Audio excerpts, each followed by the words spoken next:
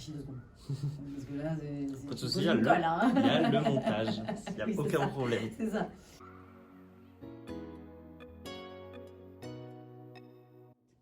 Oui, bonjour, moi c'est Davina, je suis la fondatrice de la compagnie Les Danseuses d'Or. Alors le parcours, c'est qu'en fait on a créé les Danseuses d'Or en 2010 parce que justement on nous a demandé des spectacles pour les professionnels et pour les particuliers. Et dans nos danseuses, on a fait des castings justement pour recruter des danseuses vraiment professionnelles qui ont suivi une formation professionnelle de danse, notamment des grandes écoles de danse à Paris, dans la comédie musicale, dans le ballet, dans le modern jazz, dans le hip-hop. Vraiment, on a des profils vraiment très éclectiques, très différents.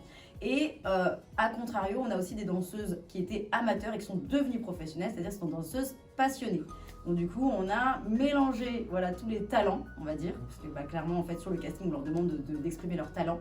On demande des danseuses aussi qui sont avenantes, qui sont généreuses avec le client, qui vont vraiment donner envie aux gens de danser avec elles sur le spectacle. Parce qu'on a une partie spectacle et on a une partie animation où on fait danser les gens. Donc voilà.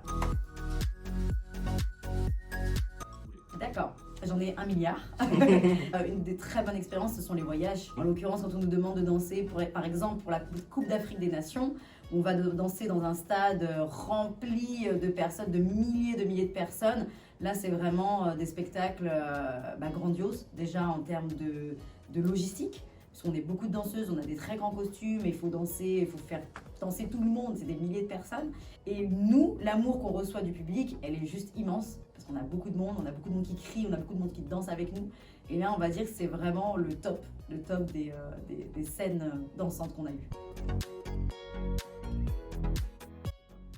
Très bien, allons-y. Jouons carte sur table. Alors, en tant que danseuse, ce que les gens ne comprennent pas, je vais partir sur le côté négatif, c'est qu'on ne se change pas aux toilettes. On ne peut pas poser un costume qui vaut 1 500 € aux toilettes. Et c'est vrai que souvent, quand on arrive en spectacle, les gens ne se rendent pas forcément compte de ça. Et quand on leur demande, voilà, avant le spectacle, on arrive 1 heure avant, on doit se préparer, se maquiller, se changer pour faire la surprise. Souvent, c'est des surprises qu'on fait, on aime bien faire des surprises. Oui, bah c'est bon, pour vous changer, on vous donne les toilettes. Dans la tête là.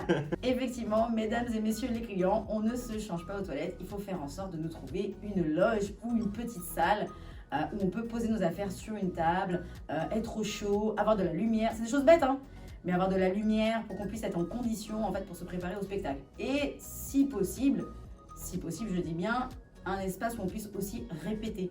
Donc pas trop petit, pas 2 mètres carrés, pas un cagibi, je veux dire, on range les boissons. Ça serait vraiment l'idéal.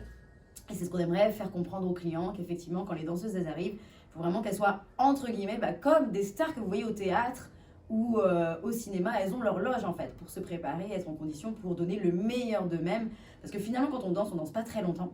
On va danser 10-20 minutes, 1 heure. C'est peu de temps, mais nous, on a besoin d'au moins 1 heure. Que l'on danse 10 minutes ou 20 minutes, on a besoin d'1 heure pour se préparer et être au top pour vous. C'est pas. Je vais être hyper bateau. L'inspiration pour nous, c'est Beyoncé. Hein. Elle sait tout faire. Hein. Elle sait chanter, elle sait danser, elle fait le show. Elle brille, elle fait rêver tout le monde par son art, justement. Donc nous, ça va être vraiment un des exemples, mais c'est elle parmi tant d'autres divas, on va dire, parce que nous, les danseuses d'or, on n'est que des filles. Alors, on a aussi des garçons, mais vraiment, ce qui nous représente le plus, ça va être tout ce qui est justement performeuse féminin. Voilà.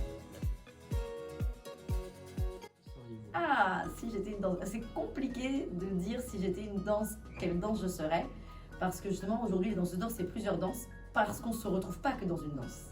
Et justement, on a un peu de tout. On a le spectaculaire et le dynamisme dans le Brésil. On a le côté glamour, le côté paillettes dans le Bollywood. On a le côté épicé, etc. dans l'oriental. Enfin, je vais être hyper cliché, mais voilà. Donc, moi, ce qui me représente personnellement, je me représente le plus dans les danses tahitiennes.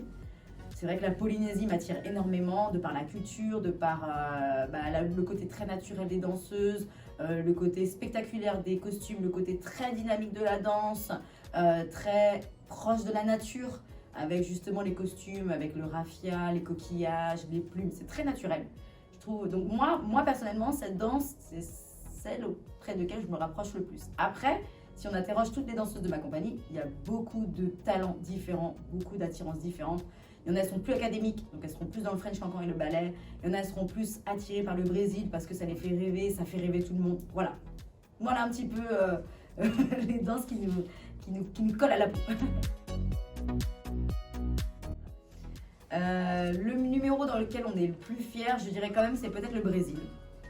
Parce que on se rend compte que le Brésil fait quand même énormément rêver les gens, il fait voyager vraiment. J'ai vraiment les personnes qui ressortent d'un spectacle brésilien, ils vont dire vraiment je suis partie, j'ai voyagé, c'est très coloré, c'est brillant, on a les paillettes, on a le sourire, les danseuses elles sont rayonnantes.